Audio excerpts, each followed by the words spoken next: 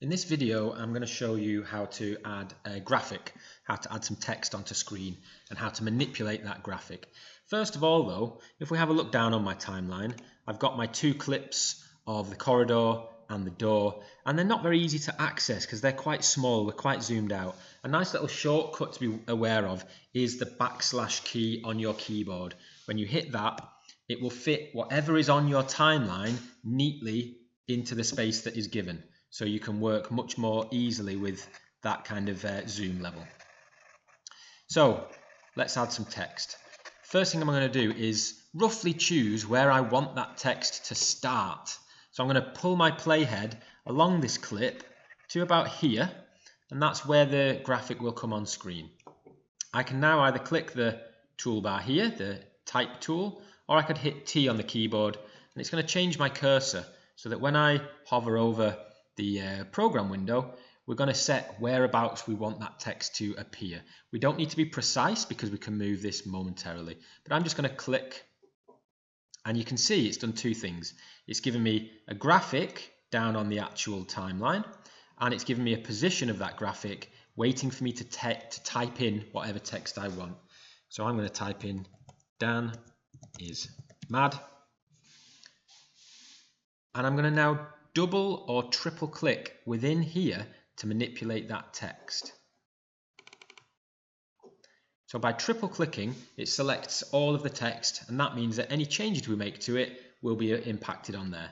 And to get into the tools, I'm just going to double click on the actual graphic itself down on the timeline.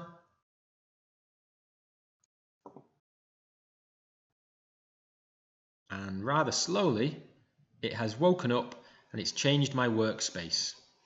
And the place that I'm going to manipulate it is over here on the right. So I've got a number of options. I can play with the alignment of the actual text here. I can change its relative position up and down.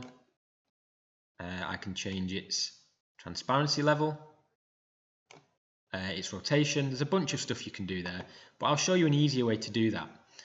If you want to change the position or the size of it, if you just come back down to your selection tool or hit V on the keyboard, you change how you can play with it, and now you can move it quite easily.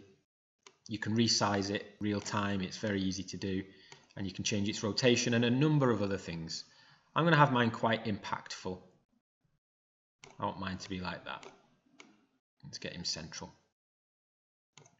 Now if I want to manipulate the actual text itself, again I'm going to triple click, select all of the words, and I'm now going to come down and scroll down a little bit and have a little play around. I'm going to look for a font style that's a bit more impactful.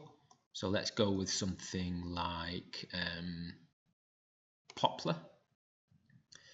But given that it's white text on a white background, I might want to change a number of values. The first thing I'm going to do is change the fill color, and I'm going to just select something nice and obvious for you. I'm going to select nice red, and you can see that it's made that change. If I want to see that in all its glory, I'm just going to hit the selection tool and deselect it so that I can see exactly what that will look like. Let's come back to this, and now I'm going to add a stroke, which is an outline, and I'm going to choose something that contrasts nicely with the black. Now when we first do that, we can't really see much, but we can change the value of it down here. We can click and drag, and you can see that as I do that, I can add a nice weighted stroke. And there are more options here we can do. We can add a shadow, we can add a background around the text, and you can play around with that in your own time. So now I'm just going to check how that looks.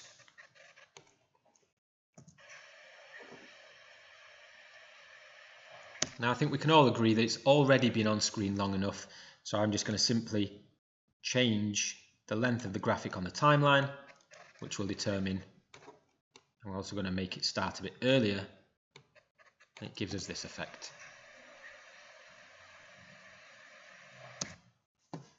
In my next video, I'm going to show you how to make that fade in and out.